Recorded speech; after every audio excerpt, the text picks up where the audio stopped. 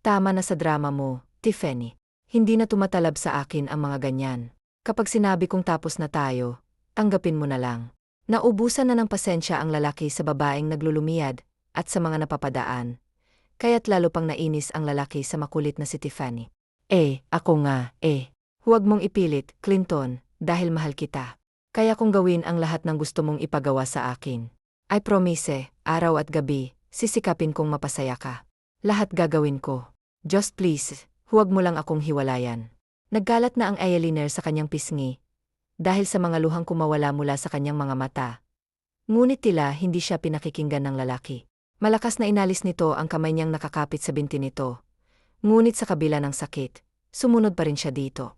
Muli siyang nakiusap, ngunit marahas na hinagod na mapanuyang tingin ng lalaki si Tiffany, na mahigpit na kumapit sa kanyang binti. Tila isang linta na mahirap tanggalin. I'm done with you. Una pa lang, alam mo nang madali lang akong mapaso sa babae, kaya tigilan mo na ako. Mas lalo ka lang mapapahiya. Tingnan mo ang sarili mo ngayon, ang tanga-tanga at despeyada mo, Tiffany. Yan ang mga bagay na ayaw ko sa isang babae, madiin niyang sabi. Sa kawalang lingon likod na iniwan siya nang lumuwag ang kapit nito sa kanyang binti, dulot ng mga salitang ibinabato nito. Wala nang nagawa ang babae kundi ang umalis, habang lahat ng mga ususero at ususera ay nakatingin sa kanya. Mariin niyang pinawi ang luha at kumuha ng wipes mula sa kanyang sling bag upang punasan ang magulo niyang mukha. Diretso siyang pumunta sa bar. Ibinuhos ang labis na sakit na dulot ng isang lalaki na minahal at sineryoso niya, si John Ethan Bautista.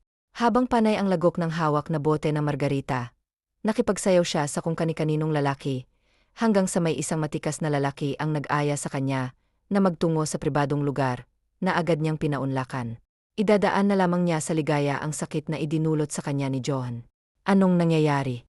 Nakatenga pa rin ang truck na ito. Asan ang driver na magde-deliver ng mga yerong, patungong Batangas?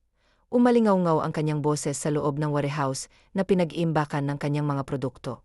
Dumating si Mang Tomas, isang lalaki na sa kanyang tantya, ay nasa 40 S. Isa sa mga pahinante ng driver na hinahanap niya. Sir, may sakit po si Pereng Jasper. Nasa ospital ho siya ngayon at inaalam kung ano bang karamdaman ng driver namin na yon. Bigla na lang ho siyang nagkulot, impormang sabi nito. Konektado ba sa trabaho ang pagkakasakit niya? Tanong niya, bumaba ang tono ng kanyang boses. Kahit istrikto siya sa trabaho, maawain at matulungin din siya, lalo na sa mga tauhang nagtatrabaho sa kanya. Alam niyo naman po ang kalagayan kapag mahirap. Si Pereng Jasper, kahit gabi, nagtatrabaho pa rin. Nag-iipon siya ng pera para sa nalalapit na graduasyon ng kanyang anak na lalaki. Hindi na yata kinaya ng katawan ang pagod at puyat, kaya dinapuan na ng sakit, saad ni Mang Tomas. Pasaway, pwede namang mag-advance sa akin. Bakit kailangang magpakapagod pa ng husto? Nasaan ba siya nakakonfine para maabutan ko siya ng tulong? Seryosong sambit niya. Tinignan niya ang relo, magtatanghali na pala. Tinext niya ang sekretary na ischedule ang meeting niya with Iron Group of Corporation, dahil mas mahalaga ang buhay ng tao, kaysa sa makukuha niyang pera. Tumango naman si Mang Tomas at dinala siya sa ospital, kung saan naroon ang isa sa masisipag niyang driver. Kamusta ho siya? Bungad niya sa asawa ni Mang Renato, si Aling Faye. Maayos naman daw po, sabi ng doktor. Masyado lamang daw pong inabuso ang katawan sa trabaho, kaya tinirang kaso. Sagot ng ginang. Dumukot si Clinton ng 5,000 mula sa kanyang wallet, at inilagay ito sa palad ng ginang. Gamitin niyo itong perang ito, para gumaling agad si Mang Renato. Kung may sobra naman, gamitin niyo sa pang-araw-araw niyong gastusin. Pakisabi rin ho kay Mang Renato na huwag na muna siyang magtrabaho, hanggat hindi pa niya kaya. Bumalik na lang ho siya kapag kaya na niyang talaga. At huwag ho kayong mag-alala, dahil makakatanggap siya ng buwanang sahod, kahit hindi pa siya pumapasok. Anya, sa kainayos ang kanyang pang-opisinang suo. Magpapaalam na rin ho ako, dagdag pa niya. Maluha-luha ang ginang habang tinutupi ang pera at ibinubulsa ito. Maraming salamat po, Boss Clinton. Hindi ko na talaga alam kung saan kukuha ng pera para sa bill ng asawa ko. Salamat po ng sobra, tumulo ang luha ng ginang sa labis na gala. Wala hong anuman. Mauna na po ako. Alam, sagot niya, na malugod namang tinugunan ng lumuluhang babae. Pinagtaksi na lang ni Clinton si Mang Tomas, dahil kailangan niyang umuwi upang ipasa ang responsibilidad sa kapatid tungkol sa kanilang kumpanya. Nakapagdesisyon na kasi siya na lamang ang magde-deliver ng mga yero sa Batangas. Nais din niyang magkaroon ng pahinga, at magagawa lamang niya iyon kapag naging simpleng mamamayan siya. Alex, nandiyan ka ba sa loob? Kinatok niya ang kwarto ng kapatid. Dumiretso siya sa kwarto nito nang makauwi. Yeh, bliyeway, sagot nito na may bahid ng pagkabagot habang pinagbuksan siya. Huhulaan ko, may kailangan ka na naman ba? Umirap ito sa hangin. Dahil kilalang-kilala na niya ang nakatatandang kapatid, hindi ito basta-bastang lalapit sa kanya nang walang dahilan. Meron nga, kaya mag-ayos ka na ng sarili mo, dahil makikipag-meeting ka with one of our biggest investors. Anya rito, na nagdulot ng pagtaas ng isang sulok ng labi ni Alex, pati na ang isa niyang kilay. Seriously, bro. Kadarating ko lang from business trip, tapos meeting na naman. Reklamo nito, kontra sa nais ipagawa ng kapatid. Kay dad ka na lang humingi ng tulong. Huwag sa akin, dahil stress at pagod ako. Anito, at tila plano na nitong isarado ang pinto. Ngunit iniharang niya ang isang kamay sa pinto, at marahas na tinabig ito. Kilala mo naman yung si dad. Sa tingin mo ba susuportahan niya ang karito ko? Hindi kaya. Sige na, Alex, I'll give whatever you want. Kondo, car, or money, basta pumayag ka lang. Pang-engganyo at pamimilit niya. Ngunit wala man lang siyang nakitang katiting na interes sa mukha ng kapatid. Meron din ako kung anong meron ka. We're siblings, bro, and we're both billionaires. Iritadong sambit nito. Alex naman, please. I need a break. Isa pa, walang ibang magde-deliver ng mga yero, patungong Batangas, dahil nagkasakit yung driver. Kaya nagdesisyon akong ako na lang ang magde-deliver ng mga yero doon. 1 month lang, Alex, please. Sa kauna-unahang pagkakataon, nakiusap siya sa kapatid. Okay fine, pero pag ikaw nilalapitan ko para humingi ng tulong, wala man lang akong natatanggap. Iling-iling nitong sabi.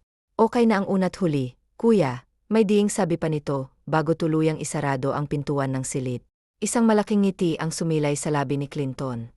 Thanks, brother. Next time, sagot naman kita, sabi niya bago umalis sa harapan ng silid nito, matapos itong tapikin sa braso. Napailing-iling si Alex, dahil alam niyang malilintikan siya sa kanilang ama. Matanda na siya at alam na kung anong tama at mali. Sana lang ay hindi humantong sa takwilan ang desisyon ng kanyang kuya, habang nakatingin siya sa papalayo nitong kapatid. May ngiti sa labi, mabilis na tinungo ni Clinton ang kanyang sariling silid. Hinalungkat niya ang wardrobe, para maghanap ng kupas na pantalon na kanyang gagamitin. Napangiti siya nang may mahanap na lumang pantalon at shirt. Isinuot niya ito at kumuha ng sombrero. Kumuha rin siya ng backpack, at inilagay ang ilang bagay na kailangan niya sa safe. Kailangan niyang magdala ng pera, dahil matatagalan siya sa kanyang destinasyon. Naisip din niya na baka doon niya mahanap ang ideal girl na noon pa niyang nais makasama. Ngayong 30 na siya, nais na niyang lumagay sa tahimik na buhay. Sa dami ng mga nakarelasyon niya, wala man lang sa mga ito ang housewife material na tipo niya, yung makakasama niya na panghabang buhay. Tinapos niya ang pag-aayos at agad na umalis. Nagbilin na lang siya sa kasambahay na sabihin sa kanyang ama na mawawala siya ng 1 buwan. Sir, bakit ho ganyan ang suot niyo? Takang tanong ni Mang Tomas nang salubungin si Clinton sa warehouse. Dahil ako na magiging driver niyo, Mang Tomas. Tara na ho, dahil mahaba-haba pa ang babahihin natin. Anya, marahang hinila si Mang Tomas patungo sa mahabang truck ng kanyang mama. Nakapamukaw ng ulo si Mang Tomas. Labis na nagtatanong kung bakit kailangan pa ni Sir na magmaniho, gayong marami naman itong pwedeng utusan na gumawa sa trabaho ni Mang Renato. Umabot ng 6 na oras ang kanilang biyahe. Umalis sila ng 10 oras at nakarating sa Batangas bandang 4 oras ng hapon. Nagkumpulan ang ilang kalalakihang magbababa ng dineliver nilang yero. Tumulong na rin si Mang Tomas, at habang kausap ang manager, napansin ni Clinton na nagdilim ang kanyang paligid nang bumangga siya sa isang babaeng abala sa paglilista sa hawak nitong maliit na notebook. Sorry po, hinging paumanhin ng babae sa kanya. Napalunok si Clinton nang lingunin ang babaeng bumangga sa kanyang likuran. Hindi ito katangkaran, maliit lamang, ngunit napakaamo ng mukha. May katamtamang tangus ang ilong at manipis na mga labi, porselana ang kutis, at itim na itim ang buhok na hanggang dibdib. It was love at first sight, nasisigurado ni Clinton. Okay lang, malaki ang kanyang ngiting tugon sa babae. Pinulot niya rin ang nabitawan nitong ballpen at notebook at pinasadahan ng tingin. Kukuha ka ba ng orders dito? Tanong niya, na agad namang tinanguan ng babae. Ibinigay ko na sa iyo ang pinulot na gamit mo, sabi niya. Salamat, ani ng babae. May sariling hardware ang pamilya ko at ako na ang nagpapalakad doon dahil mahina na si nanay. Dagdag pa nito, na bawat buka ng labi nito'y tila nakasunod sa kanyang atensyon. Ganun ba? Kailangan mo ba, miss, ng katulong? Pwede ako, pagpipresenta niya sa sarili. Naku, hindi na. Kasama akong 2 trabahador ko. Tanggi nitong ikinabagsak ng balikat ni Clinton. O sige, pasensya ka na ulit ha. Anito at iniwan na siya. Naiwan si Clinton na may ngiti sa labi, habang tinatanaw ang babaeng kauna-unahang kumuha ng kanyang atensyon at interes. Pag lumingon ka, akin ka, mahina niyang sabi, sabay kagat sa ibabang labi at naghihintay ng paglingon nito. Ngunit bigo siya. Muli siyang napangiti ng mabuo sa isipan ang isang hamon. Taibigin niya ito. Pumasok na muna siya sa dalang truck upang iparada iyon. Tumawag siya sa tauhan niyang namumuno ng warehouse upang magpadala ng taong magmamaniho ng truck pabalik sa Maynila. Sinabi ng tauhan na bukas na lamang dahil padilim na, at sinang-ayunan niya ito dahil may katwiran naman. Matapos maiparada ang truck, hinanap niya si Mang Tomas. May kausap ito, ngunit nang makita siya, agad na nagpaalam sa kausap at lumapit kay Clinton. Kumain na ho tayo, Mang Tomas, sabi niya rito, na tinanguan naman agad ng lalaki. Naglakad na siya palabas ng pinagbagsakan nila ng kanyang produkto at pumunta sa isang karenderya na pinili niyang kumain. Nagtanong-tanong na rin siya kung maaari silang magtuloy ngayong gabi. Nang matapos silang kumain, napadpad sila sa isang malapit na motel. Inagiyagaan na iyon ni Clinton dahil magpapalipas lang naman sila ng gabi. Pagsapit ng umaga, nag-almusal na sila at hinintay na lamang ni Clinton ang taong darating upang manyobrahin ang truck pabalik. Ipinasama na rin niya si Mang Tomas. Tanghali na nang dumating ang kanilang hinihintay. Inakain muna niya ang tauhan bago binigyan ng pocket money at pinalaro ito. Bumuga ng hangin si Clinton bago binalikan ang manager na kausap niya kahapon. Nais niyang alamin sa logbook ng mga ito ang impormasyon ng babaeng nagustuhan. Matapos makuha ang detalye ng babae, agad na siyang umalis. Laking tuwa niya nang malaman na ang katapat na apartment ng Hardwar ay bakante, kaya doon siya mananatili. Swerte ka nga naman, anin niya sa isip nang ibigay sa kanya ng may edad na babae ang susi ng silid na tutuluyan niya. Salamat ho, anya sa ginang, na nagpasalamat din sa kanya nang maibigay na niya ang perang kabayaran sa pagstay niya sa paupahan nito. Inayos muna niya ang upahang silid at saka inayos ang kanyang mga gamit, pati na ang kanyang mga dami. Mas pinili niyang mamili sa ukay-ukay para mas maging kapanipaniwala ang pagiging simple at mahirap niyang tao. Salamat, Sir Pogi, saad ng tindera sa binilhan niya ng mga pantalon. Tumango na lamang siya rito dahil wala siyang panahong makipaglandian. Pagbalik niya sa apartment, naligo siya. Napangiwi siya dahil napakalamig ng tubig na nagmumula sa gripo. Tanging balde at tabo lamang ang gamit niya. Napabuntong hininga siya dahil sa layo ng kanyang ginagalawan ngayon kumpara noong nasa Maynila siya. Bakit ba ako nag-iinarte? Ginusto ko to, anya sa sarili at sinimulang buhusan ng tubig ang sarili. Nanginginig siya sa lamig ngunit tiniis iyon. Binilisan na lamang niya ang pagligo. Pagkatapos, naghanda na siya para sa planong paglapit sa dalagang natitipuhan. Kung suswertehin, mag-a-apply siyang trabahador dito upang mapalapit lamang siya rito. Sa kabilang dako, kasalukuyang nagpapahanap si Catherine ng isang driver. Si Mang Kanor, na matagal ng driver sa Hardwar nila, ay nagpaalam na sa kanya dahil iyon umano ang kagustuhan ng anak nitong magkaroon ng maayos na trabaho. Kamusta, Tony? May nahanap na ba kayo? Tanong niya sa nag-iisa na lang na driver. Wala pa ho, ma'am. Karamihan kasi ng kilala kong driver ay mas gustong mag-abroad o kaya sa Manila magtrabaho dahil doon ang malaking kita. Pero susubukan ko rin pong maghanap, wika ni Tony. Maglagay kaya tayo ng kartolina sa labas na naghahanap tayo ng driver, suhestyon niya, na agad namang sinang-ayunan ni Tony. Ilang minuto lang ang nakalipas nang maisagawa ang kartong sinulatan niya. Meron na agad lumapit sa kanya. Nangungot ang kanyang noo, dahil sa pamilyar na mukha na nagtatanong kung pwede ba itong mag-apply. Nagkita na ba tayo sa kung saan man, kuya? Para kasing pamilyar ka sa akin. Pilit niyang alalahanin kung saan niya nakita ang perpektong mukha ng simpleng ngunit matikas na lalaking nasa kanyang harapan. Sa may steel touch. Doon tayo nagkabunggo, ngiting sagot niya, na ikinataas ng kilay ni Catherine. Oh, tanong lang ha. Ano nga palang dahilan at dito mo naisipang mag-apply? Don't get me wrong ha, pero mukha kang anak mayaman na nagpapanggap lang na mahirap, ngiti niyang sabi. Napaubo si Clinton at napakamot sa isa niyang kilay, sabay alanganing ngumiti. Maalaga lang talaga ako sa katawan, pagdadahilan niya. Naghahanap din talaga ako ng trabaho, para makapag-ipon, dahil nagpaplano akong tumayo ng maliit na negosyo kapag nagkaipon ako. Dagdag niya. Opo, ma'am. Dati na rin akong naging truck driver sa isang manukan. Gusto niyang matawa sa kanyang naging sagot ngunit pinigilan niya ito upang maging kapanipaniwala ang mga tinuran niya. Ngumiti si Catherine dahil sa wakas ay may kapalit na ang umalis niyang driver. O Sage, hired ka na. Ako nga pala si Mia Zamora, pero kadalasang tawag sa akin ng mga empleyado ko rito ay Kath. Sambit niya habang naglahad ng kamay. Tinanggap naman agad ito ni Clinton. John Ethan Bautista. Pakilala niya sa sarili nang may ngiti sa kanyang labi. Tumango si Catherine at pagkatapos ay binawi na ang kamay mula sa lalaki. Halika na at nang maituro ko sa iyo ang magiging trabaho mo rito. Iginya niya si Clinton patungo sa likod ng kanyang tindahan kung saan naroroon ang isa pang truck. Wala yung magiging kasamahan mo na si Tony dahil nag-deliver ng order. Kaya ako na lang ang magsasabi. Magtuturo ako ng mga dapat at kailangan mong gawin, Anya. Itinuro niya ang kulay asul na truck.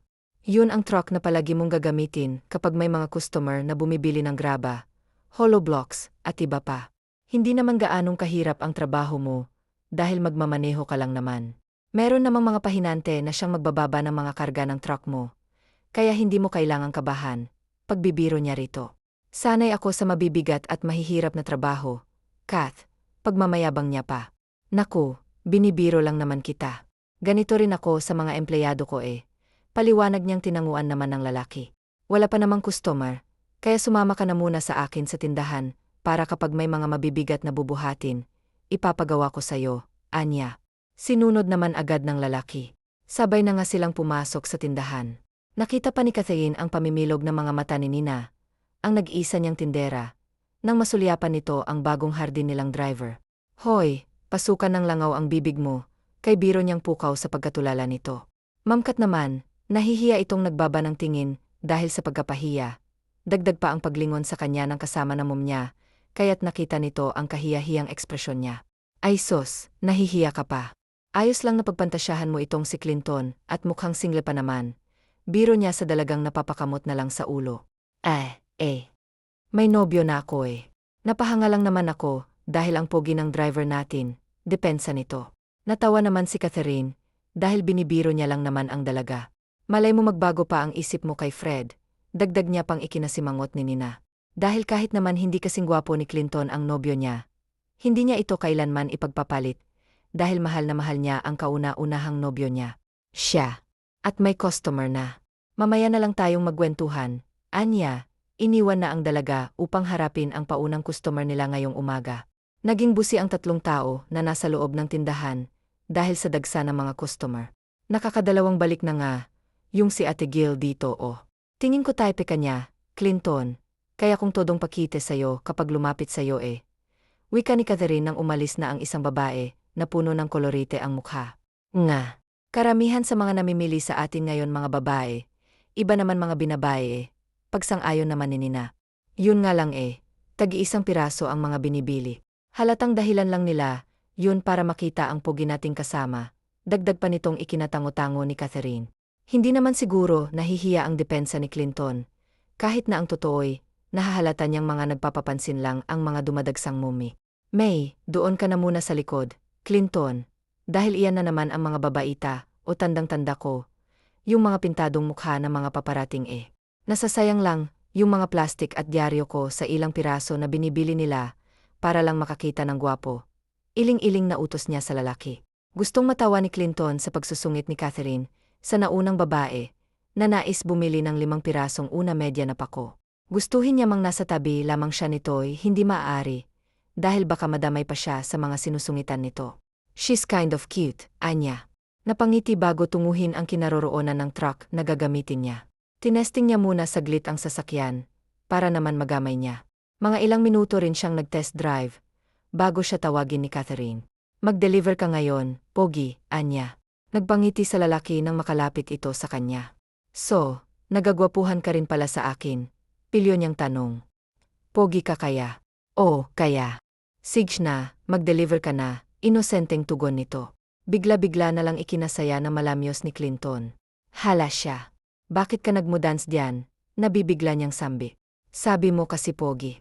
Sige na kaya sinayawan kita, mapagbiro niyang rason. Trending yon sa SOCMD, pagpapatuloy niya pa. Sira ulo. Ang sabi ko gwapo ka tapos sige, na't magtrabaho ka na. Yun ang tinutukoy ko, napapanganganglitan niya nito. Ganun ba? Sorry. Wagas ang kanyang ngiti, lalo na nang umiling-iling ito sa kanya, ngunit may ngiti naman sa labi. Damn, kinikilig yata si Junjun. Pilyong ani ng kanyang isip bago sundin ang sinasabi nito. Buong biyahe ay nakangiti lamang si Clinton.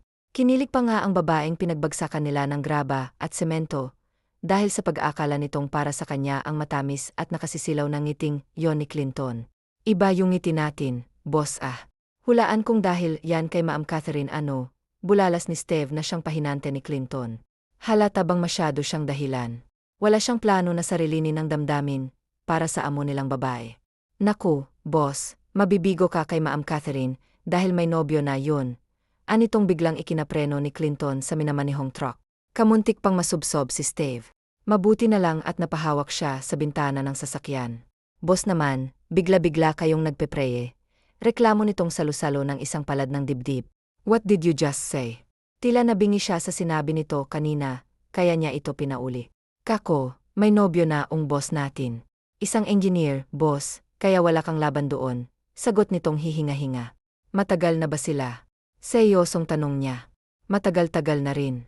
Kasal na nga lang ang hinihintay ni Ma'am Kat. Kaso, mukhang hindi pa yata hihilingin ng lalaki. Sagot nito sa kalumapit sa kanya ng bahagya. Ito atin-atin lang, bossa. Nadinig ko kasi sila nina, at Ma'am na nag-usap noon na ibibigay lang daw ni Ma'am ang bataan niya kapag kinasal na sila. Palagi raw kasing pinag-aawayan ng dalawang bagay na yon. Na kesyo hindi raw totoong mahal ni Ma'am. Yung hambog na lalaking yon, dere-deretsong salaysay nito. Hindi ko alam na maitis ka pala. Nasabi na lamang ni Clinton sa kanya, muling minaniho ang sasakyan.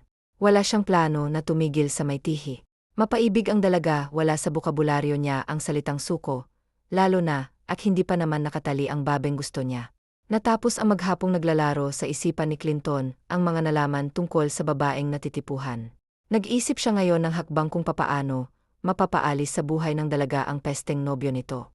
Ngunit magagawa niya lamang yon kapag nalaman niya na kung sinong lalaki. Tapos na siyang magluto ng kanin sa biniling rice cooker, nang may kumatok at mula yon sa kanyang pintuan. Sigurado siya kaya naman dali-dali niyang pinagbuksan ang kanyang panauhin. Magiliw niyang bati sa dalaga nang masilayan ang maamong mukha nito. Bumaba rin ang kanyang tingin sa hawak nitong tupperware, na may lamang ulam. Sumobra kasi yung niluto ko, kaya naisipan kong dalhan ka. Iniabot niya ang dalang ulam na agad namang tinanggap ng lalaki. Salamat dito. Saktong-sakto lang dahil kaluluto ko lang ng kanin. Aso ka pala, paanyaya niya rito ngunit tumanggi na ito, dahil may pupuntahan pa umano ito. Ganun ba? O Sige, salamat. Walang anuman. Kapag may sobra ulit, dadalhan kita. Anito sabay tuluyan ng nagpaalam. Inihatid pa muna ni Clinton ang tingin ng papalayong dalaga, hanggang sa tuluyan na itong mawala sa kanyang paningin. Isinarado niyang pinto at saka nagtungo sa hapag. Nagsandok na muna siya ng kanin. Pagkatapos ay binuksan niya ang tupperware at sumandok doon ng konti. Sa unang tikim ay napapikit pa siya dahil sa sara. Ganun karami ang dala nito sa kanya at ito pa lamang ang pangalawang beses niyang nakakain ng ganung ulam. Una niyang tikim noon ay luto pa ng kanyang yumaong ina. Housewife material nga siyang talaga. Nakangiti niyang sambit sa kadinamihan ng ulam hanggang sa hindi niya namalayang naubos niya na nga pala ang dinala sa kanya ng babae. Samantala, excited na bumaba ng tricycle si Catherine sa harapan ng bahay ng kanyang nobyo. Bit-bit ang niluto niyang ulam. Hindi pa siya kumakain dahil nais niyang makasabay ito. Kumatok siya ng 3 beses sa pinto ng bahay nito at maya-maya lamang ay pinagbuksan siya nito. Babe, tila nagulat pa ang lalaki nang makita siya. Oo, bakit parang gulat na gulat ka na makita ako? Bawal na ba akong pumunta rito? Nasa tono niya ang pagtatampo. Hindi naman. Nabigla lang ako. Halika, tuloy ka na. Tila napipilitan pa ito habang ang mga mata ay nagagalala. Napapansin yun ni Catherine, ngunit hindi niya nais na magkaroon na naman sila ng diskusyon. Kaya't isinawalang bahala niya na lamang ang kakaibang kinikilos ng nobyo. Agad nagtungo sa hapag si Catherine, para sana ihanda ang pagkaing dala ngunit laking pagtataka niya nang makitang 2 pares ng plato na nakapatong sa lamesa. May kasama ka ba rito, bebe? Umuwi na ba si Tita Marina? Takang tanong niya sa nobyo nang sumunod ito sa kanya. Naku, wala akong kasama rito. Saka hindi pa umuwi si Mamay. Kay ano yan? Kay Pareng Jude. Tama, kay Pareng Jude yan. Yan, pinagkainan niya kanina. Pumunta siya rito kanina eh. Nagutom kaya pinakain ko na, pero umalis din naman siya kaagad kanina, dahil tumawag, yung girlfriend niya. Mabilis na tugon nitong pinaniwalaan naman agad ni Catherine. Ganun. Sayang naman, tong hinanda ko, dahil nakakain ka na pala. O sige, ako na lang ang kakain, dahil mukhang busog ka naman. Ngiting sambit niya na tinango naman agad ng kanyang nobyo. Sandali lang baby ha. Magdadamit lang muna ako at pagkatapos ay sasabayan na kitang kumain, kahit na nakakain na ako. Paalam nitong nakangiti namang tinanguan agad ni Catherine. Dali-dali namang nagtungo sa silid nito si Joshua, para paalisin ang isa niya pang nobya, na mahimbing pa ring natutulog. Diana, Bobby, gising na, mahina niyang tinatapik-tapik ang pisingin nito. Nagmulat naman agad ang kanyang mga matang babae, at buong pagsuyong inabot ang labi ng nobyo, ngunit pinigilan siya nito, kaya't laking pagtataka niya. Huwag na muna Bobby, dahil nasa baba si Catherine. Mabubuko tayo kapag hindi ka pa umalis eh. Mahina niyang sabi na ikinakunot nito ng no. Akala ko ba hihiwalayin mo na ang babaeng yon? Hindi ako alis. Dito lang ako. And that's final, matigas nitong sabi na ikinahila sa mukha ni Joshua. Okay, fine. Pero dito ka lang ha. Huwag na huwag kang lalabas. Pangungondisyon niya rito na inirapan lamang ng babae. Diana, please makinig ka naman Naiirita na siya, dahil kinakarelasyon lang naman niya ang babae, para mapunan ang mga pangangailangan niya, na hindi na ibibigay ng kanyang nobya. Inis itong sabi, bago pabagsak na nahigat saka nagtalukbong ng kumo. Iling-iling naman si Joshua, na kumuha sa kabinet niya ng pangitaas. Matapos umalis sa sariling silid ay inilok niya muna yon. Pagkatapos ay dali siyang bumaba at dumietso sa hapag. Pasensya na bebe, medyo natagalan. Hinalikan niya sa pisngi ang nobya nang makalapit rito. Gumiti naman sa kanya si Catherine. Kumain na tayo, Anya. Sinunod naman ito agad, dahil kanina pang nagrereklamo ang tiyan nito. Ang sarap mo talagang magluto. Babe, I wonder na kagaya ka rin ng mga niluluto mo. Biro niyang tura na ikinapula naman ang pisngi ng babae. Kumain ka na nga lang bebe. Damihan mo ang kain mo, para naman magkalaman-laman ka. Masyado ka nang pumapayat, dahil sa pagigiging workaholic mo. Idinaan niya na lang sa paglalagay ng ulam sa plato nito, ang pagkailang na nararamdaman. Kahit kasi 2 taon na sila ng nobyo, ay hindi pa rin siya komportable, kapag napag-usapan ng topic tungkol sa pagninit. Kailan mo ba talaga planong isuko sa akin, yan babe? Matagal ko nang gustong makuha, yan pero hanggang ngayon hindi mo pa rin sinusuko sa akin. Hindi ka ba sigurado sa akin? Duda ka ba sa nararamdaman ko para sa'yo? Mahimig ng pagtatampo sa boses nito na agad namang iniling ng babae. Matagal na rin nating napag-usapan babe, na kapag kinasal na tayo saka ko lamang to ibibigay sa'yo. Gusto kong maging sagrado ang lahat ng sa atin, Joshua. Intindihin mo naman sana, nagpapaintindi niyang paliwanag rito, ngunit hindi na sumagot pa sa kanya ang nobyo, kaya't napabuga siya ng hangin. Mahal kita, Joshua. Ikaw lang ang lalaking gusto ko. Malungkot niyang wika ngunit hindi na talaga siya inimikan ng kanyang nobyo. Natapos silang kumain nang hindi na siya iniimik ng lalaki. Ngunit kahit na hindi siya nito kinikibo, ay naging masuyo pa rin siya rito.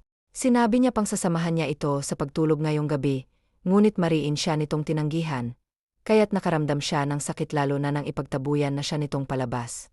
Bagsak ang balikat niyang umuwi na lamang sa kanila. Napabuga siya ng hangin nang sumalubong ang katahimikan sa kanya. Nalulungkot siya sa pagiging mag-isa.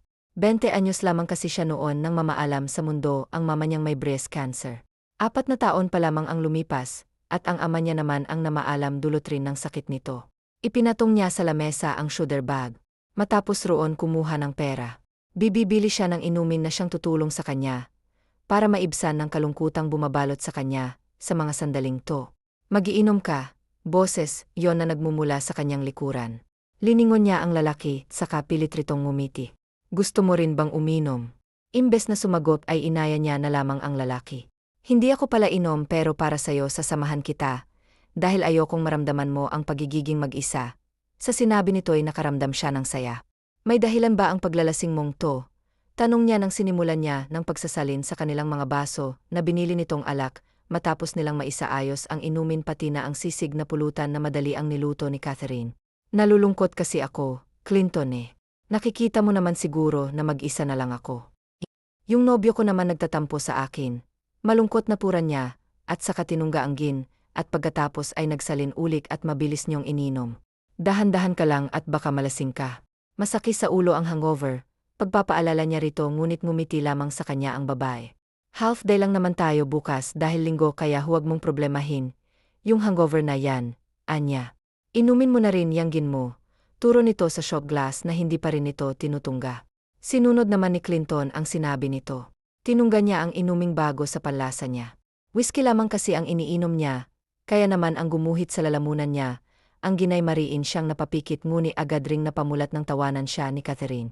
Halatang halata na hindi ka sanay uminom Bibihira ng lalaking katulad mo Good for you, malusog pa ang atay mo. Sa akin kasi baka nangingitim na dahil sa gabi-gabi kong pagtungga. Anya't saka muling tinungga ang ala. Itong inumin lang kasi na, nagpapatulog sa akin Hirap kasi akong makatulog dahil sa insomnia ko.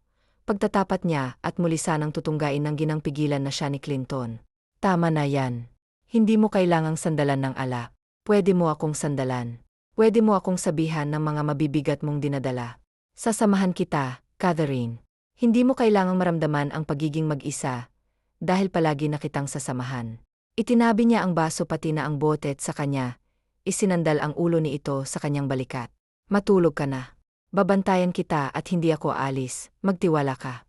Wala akong gagawin sa iyong masama, masuyo niyang sabi na nagpangiti naman sa babae. Ipinikit ni Catherine ang kanyang mga mata.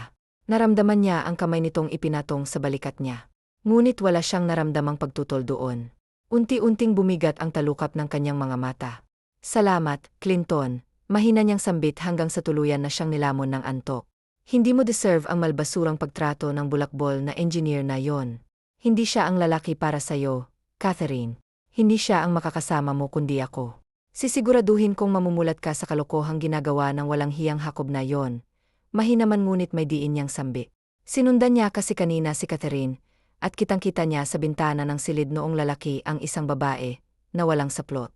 Kitang-kita niya rin kung papaanong ipinagtulakan ng lalaki ang babaeng inaasam-asam niya. Gusto niyang sugurin ang lalaki kanina ngunit pinigilan niya, dahil merong tamang panahon para gawin niya yon. Ipinatong niya ang ulo sa ulo nito, saka dinampian ng kanyang palad ang malambot nitong pisngi. Maingat niya ring dinampian na magaang nahalik ang noo nito, saka siya pumikit din naman niya, ang pusong pumipintig ng malakas. Ang lalim naman ng tama ko sa'yo, ang kanyang isip, habang ang labi niya ay merong nakapaskil na ngiti. Ni hindi niya namalayang tuluyan na rin pala siyang nakatulog. Kinaumagahan ay naunang nagmulat ng mata si Catherine. Nagulat siya sa posisyon nila ni Clinton, ngunit sinarili niya ang pagkabigla, upang hindi maistorbo ang tulog nito. Mabilis niyang ipinikit ang kanyang mga mata nang gumalaw ito. Umakto siyang tulog hanggang sa maramdaman niya ang pag-alis ng ulo nitong nakapatong sa kanya. Naramdaman niya rin ang titig nito sa kanya. Gusto niya nang imulat ang kanyang mga mata ngunit tila pinipigilan siya ng isang bahagi ng kanyang isip.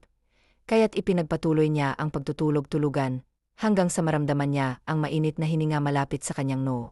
Napalunok na lamang siya nang dumampi ang malambot nitong labi sa kanyang noo. Good morning MY Sunshine. I know that you're already awake before I opened my eyes. So better open it kung ayaw mong labi mo na ang sunod kong dampian. Pause ang boses niyang sabi, sa babaeng agad-agad namang nagmulat ng mga mata. Napangiti siya lalo, dahil sa namumula na ito, at hindi magawang tumingin sa kanya ng diretso. Good morning MY Sunshine. Bati niya ulit dito. Good morning din, uwi ka na dahil may pasok pa ngayon.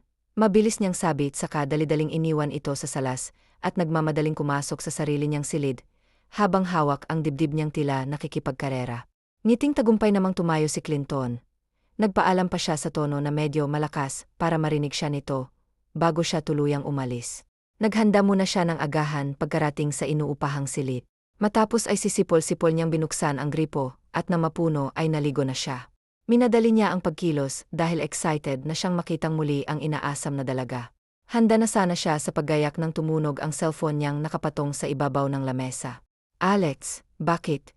Bungad niyang tanong sa kapatid nang sagutin ang tawag nito. Anong katarantaduhan na naman ang pinagagagawa mo diyan Clinton? Nailayo niya sa tenga ang cellphone, dahil sa lakas ng boses ng kanyang ama. Naiimagine niya ang mukha nitong nanggagalaiti sa sobrang gali. Ngunit wala siyang pakialam sa galit nito. Kahit itakwil siya nito ay wala rin siyang pakialam. I'm just having some fun saka ano pa bang bago. Lahat naman ng gawin ko, katarantaduhan lang para sa inyo. I'm always a failure to you. Walang kaabog-abog niyang tugon sa ama nang ibalik sa tenga ang cellphone niya. How dare you talk to your father like that? I'm warning you, young man. Bumalik ka rito kung ayaw mong sirain kung buhay ng babaeng kinababaliwan mo. Banta nitong nagpaliyab kay Clinton. Kantiin niyo ng lahat, huwag lang si Catherine. I love her. She's my happiness and my everything. Kaya't oras na ginalaw niyo siya, hindi niyo rin magugustuhan ang ibabalik kong ganti. Nagbabaga ang kanyang mga mata habang ang kanyang kamay ay kuyom na kuyom sa labis na galit. Huwag mo akong hinahamon. Yun lang at binaba na ni Mr. Fernando Bautista ang linya. Naibitaw niya ng malakas ang cellphone sa pader sa labis na galit para sa ama. Nagkapira-piraso yon sa sobrang lakas ng impact. Napahilamos siya at saka pabagsak na naupo sa sofa. Hindi siya natatakot sa banta ng kanyang ama, ngunit natatakot siya sa maaaring mangyari sa babaeng mahal niya. Bumuga siya ng hangin ng ilang ulit bago tumayo. Hindi siya maaaring magpaapekto, ngunit hindi rin siya maaaring magpakampante. Kilala niya ang ama. Kapag nagbitaw ito ng banta ay talagang ginagawa nito, kahit na meron pang madadamay na ibang tao. Sa huling pagkakataon ay bumuga siya ng hangin bago tuluyang lumabas ng inuupahang silid.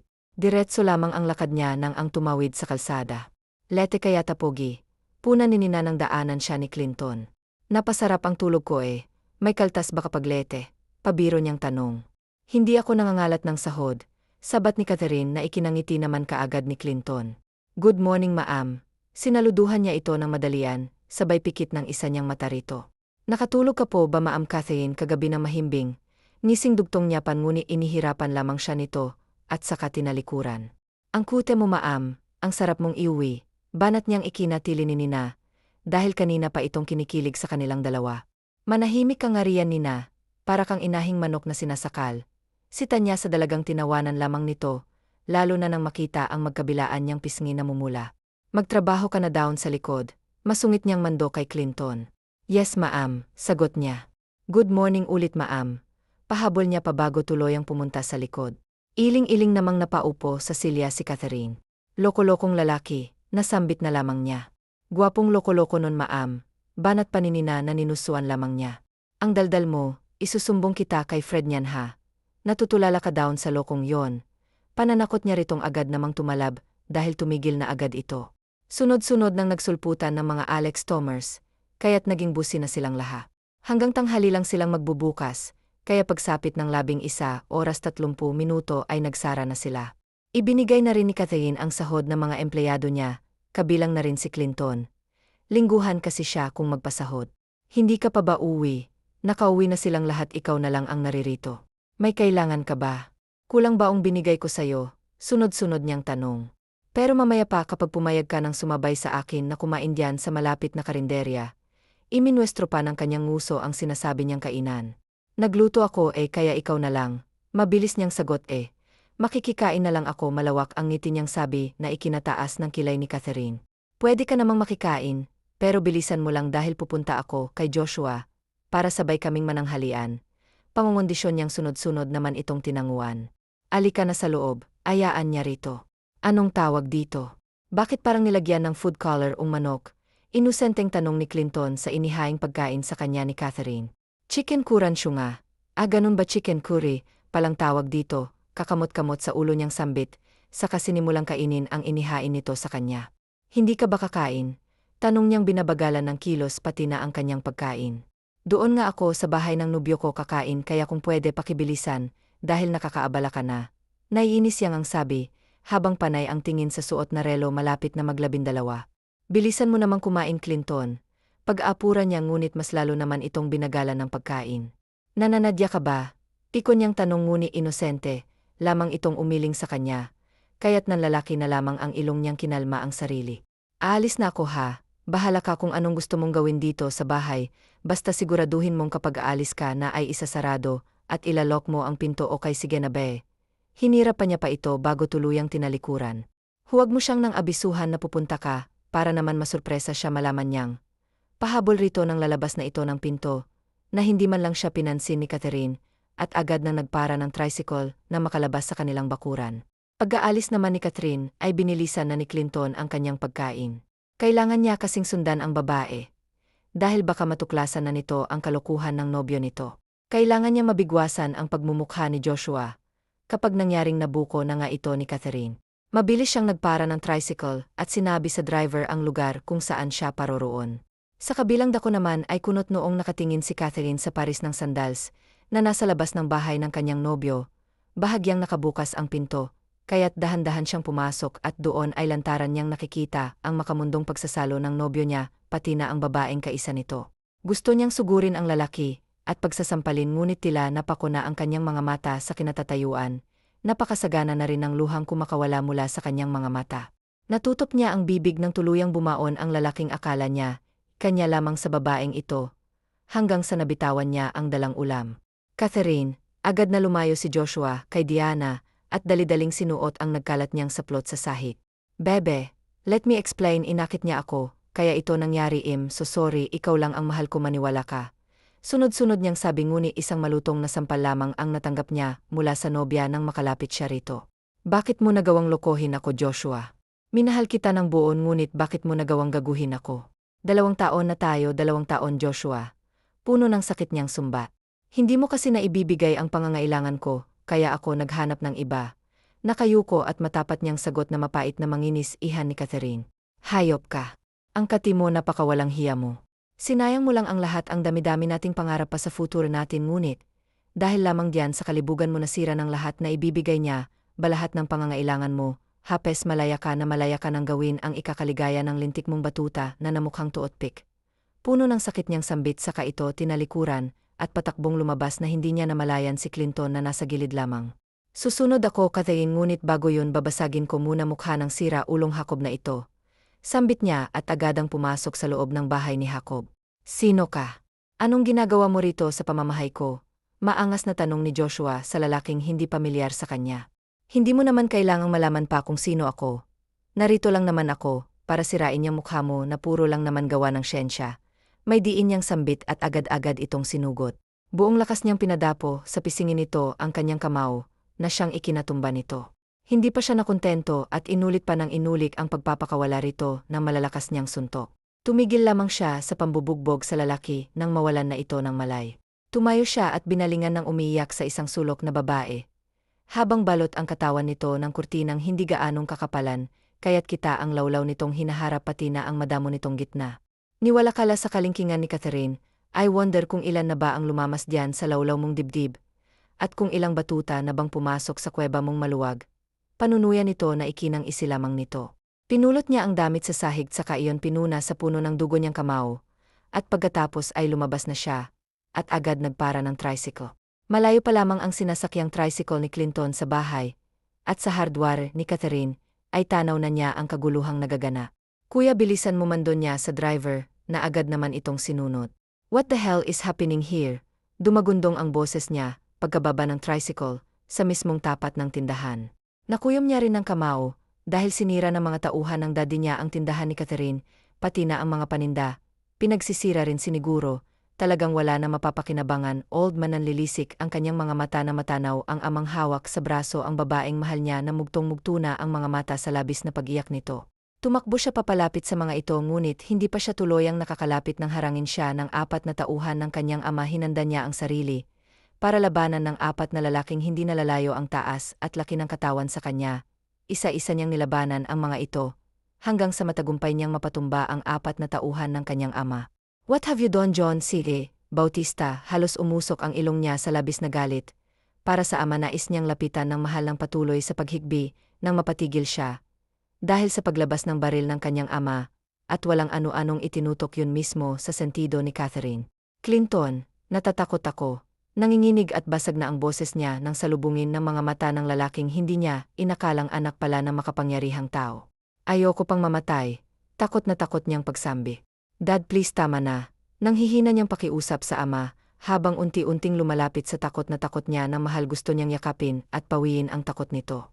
Wala rin siyang takot sa mga balang pinapakawalan ng ama niya. Kapag hahakbang siya, di bal na malumpo siya, basta't maalo niya lamang ang babaeng mahal na mahal niya. Tumigil ka na. Itigil mo na ang kahibangang to, Clinton, pagbabanta ni Mr. Fernando Bautista, ngunit tila bingi ang kanyang anak at patuloy na humahakbang palapit, kaya't wala siyang ibang pagpipilian, kung hindi ang tuluyan patamaan ng paa nito, Natigil siya sa paghakbang ng bumaon sa laman ng paa niya, ang bala mula sa baril ng kanyang ama puno ng hinanakit niya itong tinitignan, kasabay ng pagtulo ng kanyang luha.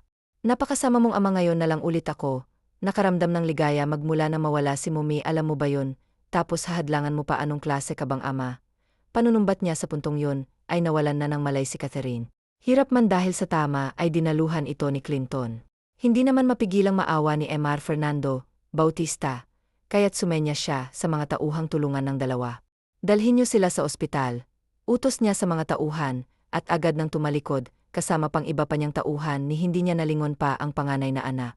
Mabilis namang nadala sa malapit na ospital ang dalawa, idiniretso agad sa si Clinton.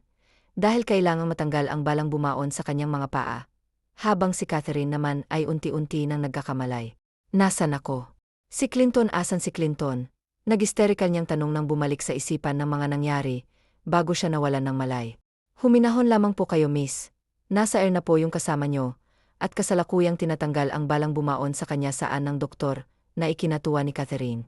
Diyos ko, huwag niyo po siyang pababayaan. Usal niya habang tahimik na tumatangis, alalang-alala siya.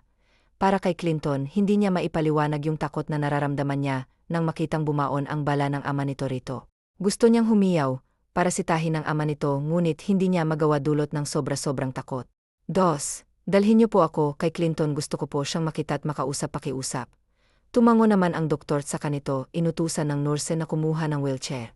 Samantala kapapasok lamang kay Clinton sa ICU, wala siyang malay, dahil sa gamot na itinurok sa kanya, para lamang kumalma at makatulog siya nung mga oras na tinatanggal ang bala sa kanyang paa. Nais niya, kasing alamin muna ang kalagayan ni Catherine, bago ng mga doktor tanggalin ang bala sa kanyang paa.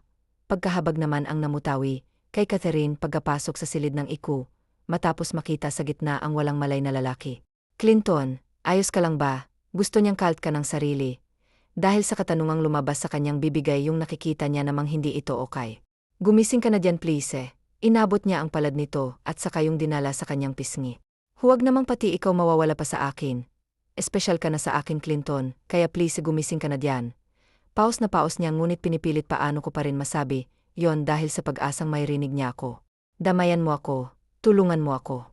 Yung tindahan ko, kailangan pa nating ayusin, dahil may mga tao akong kailangang pasahurin. Kailangan nila ng pulong ko. Si Nina, may sakit ang nanay niya. Si Tony naman, may 4 na anak na pinapaaral. Habang si Steve ay isang working student, kaya hindi po pwedeng hindi ko maitayo muli ang hardware ko. Napapasigaw niya. Unti-unti namang nagmulat ang kanyang mga mata si Clinton nang marinig ang mumunting hikbi ng babaeng mahal niya. Tahan na, My Sunshine. Paus ang boses na sambit nito.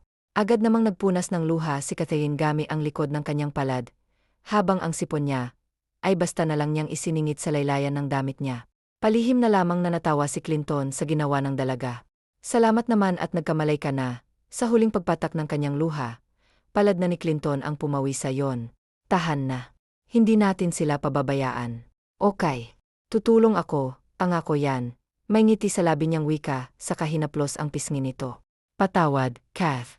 Atawad sa mga nangyari. Huwag mo sana akong kamuhian, dahil hindi ko ninaanin.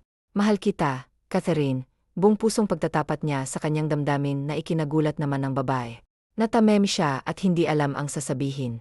Nanatili lamang na magkatagpo ang kanilang mga mata, hanggang sa dahan-dahang bumangon si Clinton, at unti-unting inabot ang labi nito. Masuyo ang iginawad niyang halik. Ngunit hindi naman, yun nagtagal, dahil tinulak siya ng marahan ni Catherine.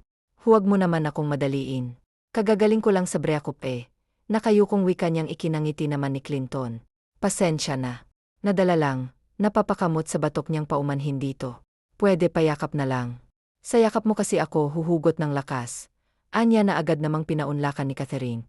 Thank you, My Sunshine. Mahina niyang sabit sa karito yumakap ng mahigpit. Naghiwalay lamang sila nang dumating ang mga kasamahan nila sa hardware. Napapangiti na lamang ang dalawa, dahil sa paulit-ulit na tanong nila Nina, Tony, at Steve sa kanila kung ayos na bang talaga sila. Inabot din ng 3 araw, bago pinalabas ng ospital si Clinton. Pagka-uwi nila ay wala silang sinayang na oras sa paglilinis ng mga nasira, at nagkalat na kagamitan, at produktong hindi na mapapakinabangan pa. Gamit ang perang dala ni Clinton, ay nagtulong-tulong silang muling patayo ang hardware ni Catherine. Kung dati ay Zamora's Hardware ang pangalan ng hardware ni Catherine, ngayon ay Cathy Clint na. Ayon din sa kagustuhan ni Catherine, na paghaluin ang pangalan nila ni Clinton.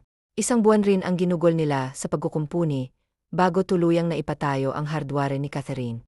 Maluha-luha pang dalaga, habang pinagmamasdan niyang mas malaki na kumpara sa dati. Next project ay ang panliligaw ko naman. Anya habang nasa likuran siya ni Catherine, na emosyonal na pinagmamasdan ang nabuo na muli nitong tindahan. Agad namang humarap sa kanya at mahigpit na yumaka. Salamat ng marami, Clinton. Hindi mo lang alam kung gaano mo akong napasaya. Madamdaming sambit nito na nagpangiti kay Clinton. Walang anuman. Masaya ako dahil nagawa kitang pasayahin kahit na simpleng bagay na ito. Wika nito na iniling ng babae ngunit nanatili nakayakap sa kanya. Hindi ito simpleng bagay lang para sa akin, Clinton. Napakalaki ng ginawa mong tulong na ito para sa akin, sa amin.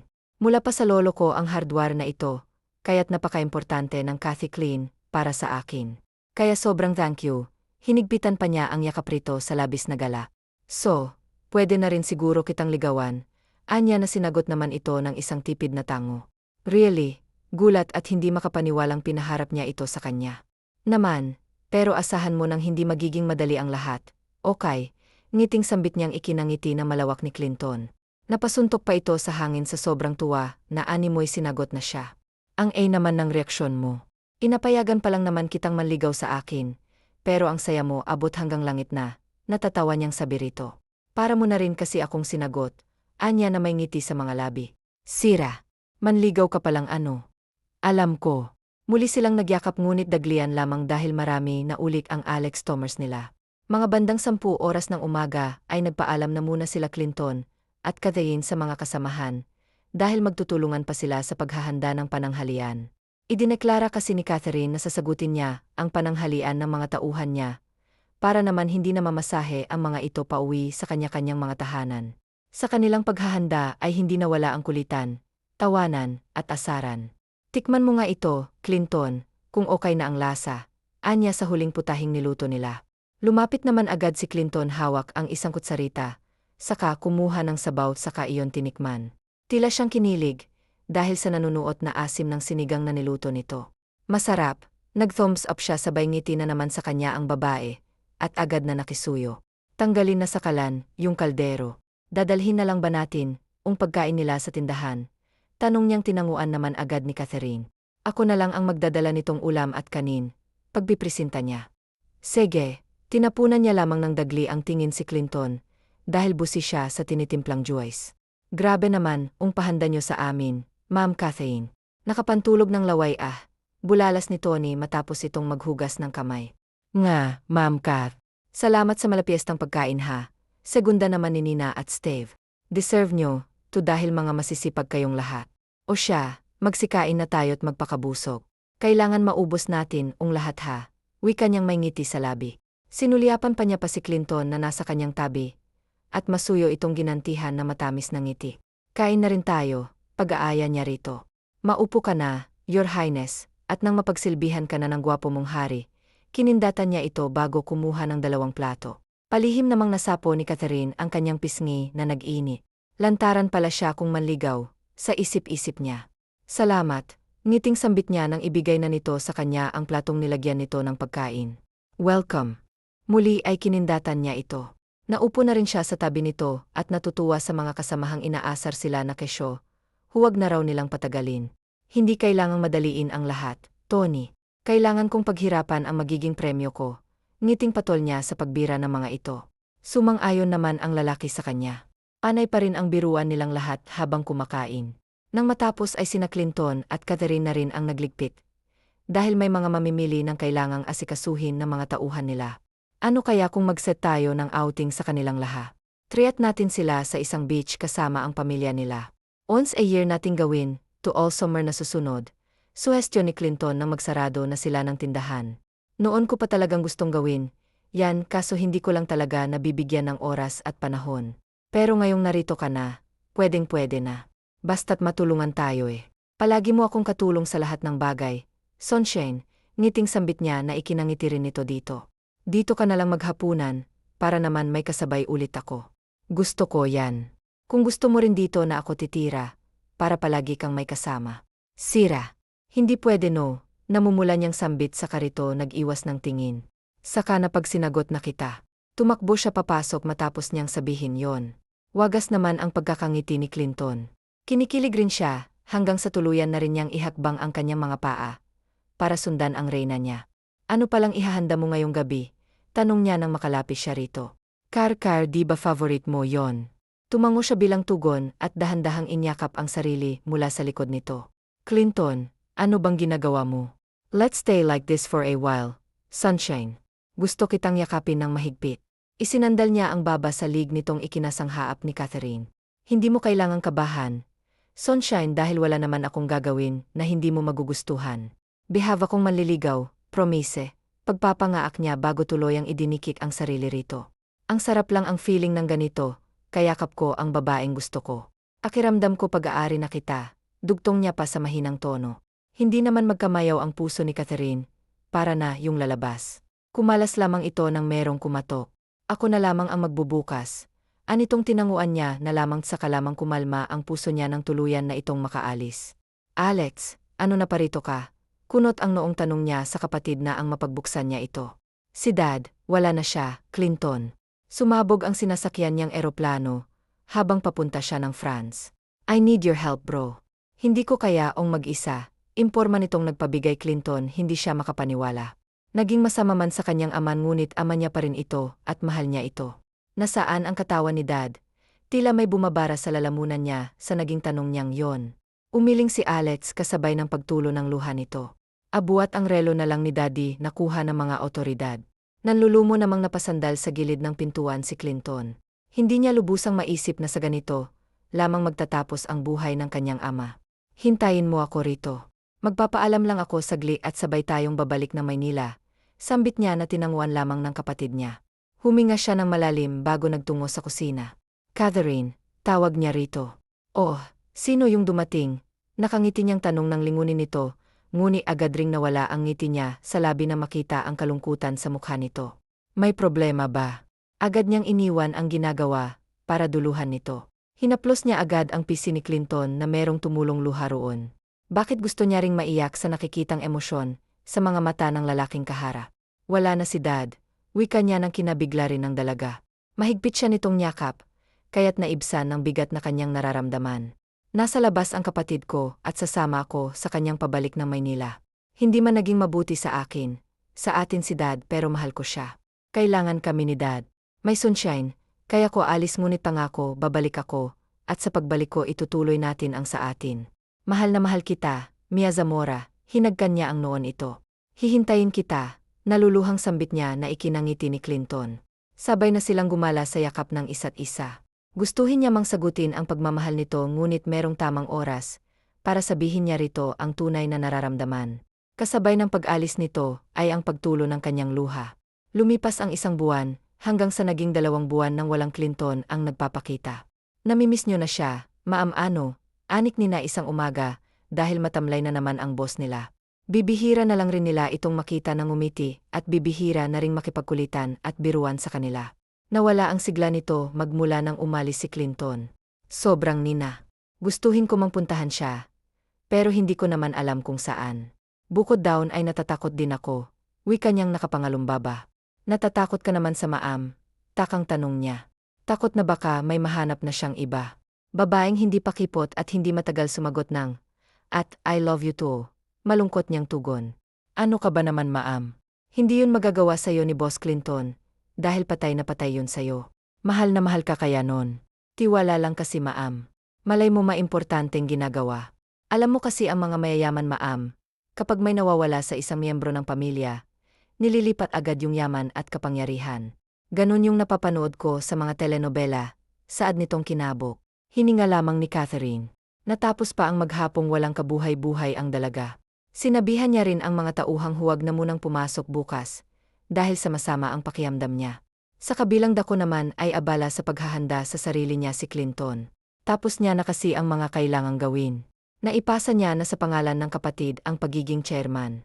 Natagalan siya sa pagbalik, dahil sa hinanda niyang plano, para sa kanila ni Catherine. Pinasadahan niya ng tingin ang refleksyon sa salamin. Siniguro niyang gwapo siya, pag nakita ng babaeng miss na miss niya na. Bumuga siya ng hangin, bago ibulsa ang maliit na kahong naglalaman ng singsing na iaalok niya sa mahal niya. Hiling niya lang na sana'y pumayag ito sa magiging alok niya. Dahil kapag hindi ay masasayang ang lahat ng hinanda niya. Do you need some help? Nakasandal sa pinto si Alex nang tanungin niyang kapatid. Hindi na kaya ko na ito bro. Salamat, kumpiyansa niyang sagot sa kapatid na ipinagkibit balikat lamang nito. I'll pray for your success plan bro. Ngising sambit niyang tinanguan lamang ni Clinton. I got this bro. Maging alerto ka lang dahil kapag tumawag ako sayo, ibig sabihin nun, ay pumayag siya, kaya sabihan mo na agad ang simbahan bill niya. I got you to bro. Iniisip pa niyang sambit bago umalis dahil meron pa siyang tambak na gawain. Masaya siya para sa kapatid. Sana lang magkaroon agad ako ng pamangkin, para naman magkaroon ng tiyanak dito sa bahay. Mahina niyang turan. Samantala pa namang bumagsak sa kama niya si Catherine, saka doon ibinuhos ang emosyong bumalot na naman sa kanya. Miss na niya si Clinton. Sabi babalik din kaagad, pero hanggang ngayon wala pa rin. Puno ng pagtatampo niyang sambit. Bit na hinto lamang siya sa pag-emote ng may kumatok. Sino naman kayang taong mang-istorbo sa gitnaan ng gabi? Anya nagpupunas ng luha. Sandali lang naman, inis niyang sigaw. Ang paulit-ulit na kumakatok ang tao na nasa labas. Sino ba? Naputol sa hangin ang dapat niyang sasabihin, nang masilayan ang mukha ng lalaking pinangunguluhan, bulaklak na itinago niya sa likod. Clinton. Sunod-sunod muling tumulo ang kanyang mga luha. Kinabig naman siya nito sa biwang at mahigpit na niyaka.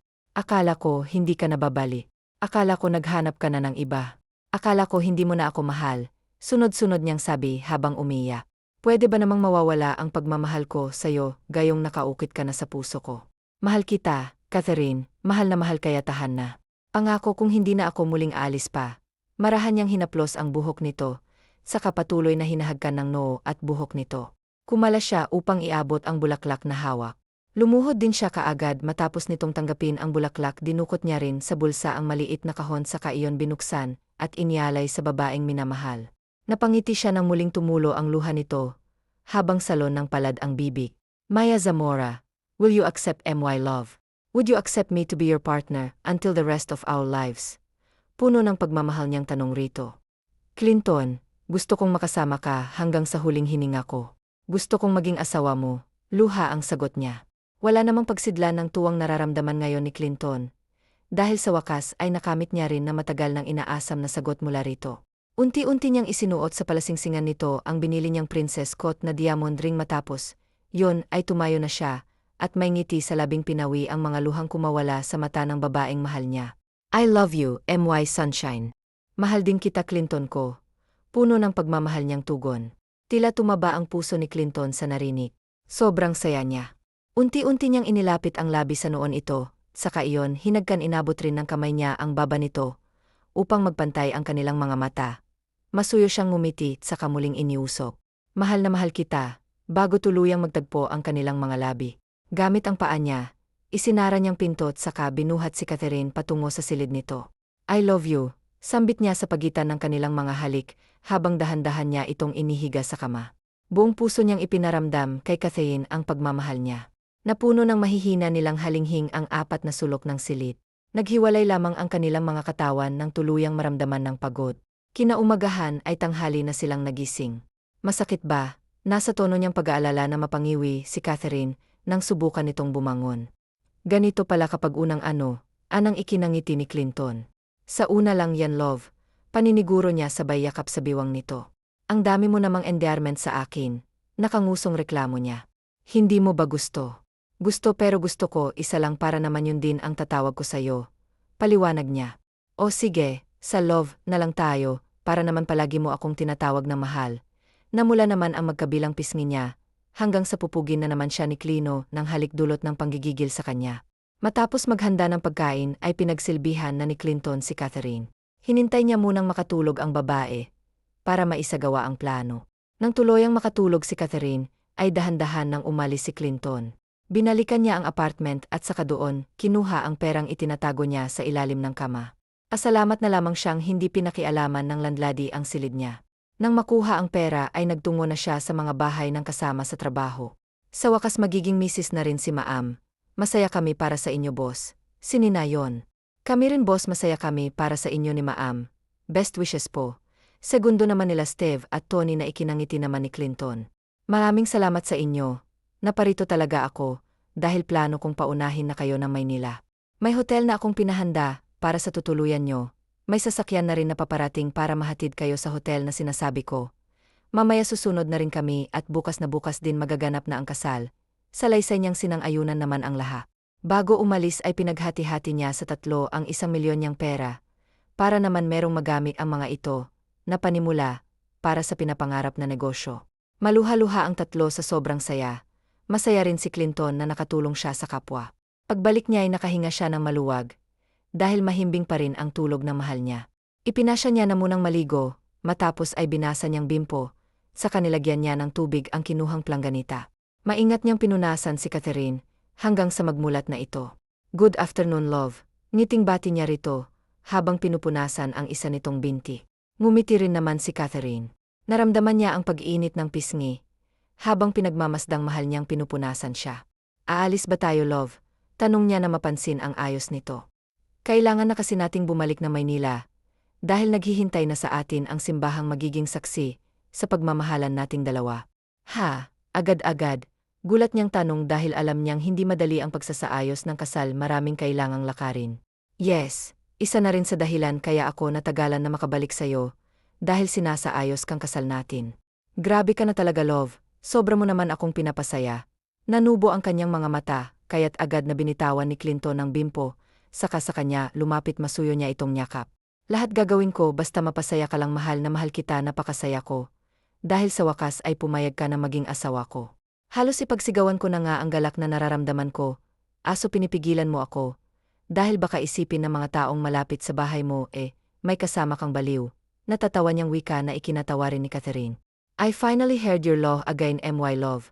Anas niya at masuyong sinalubong ng labi niya ang malambot at matamis nitong labi. Sa halik na kanilang pinagsasaluhan, ay nadaraan nila roon ng sobrang pagmamahal ni Ao, na nilang tigilan ang labi ng isa't isa, ngunit kailangan pa nilang bumiyahe. Ipagpapatuloy natin to sa mansyon ko, my love. Kinindatan niya ito bago tuluyang tumayo. Siya na rin ang nagsuot ng damit at nang lumabas ay binuhat niya pa ito, princess, isang prinsesa siya, kung ituring ni Clinton.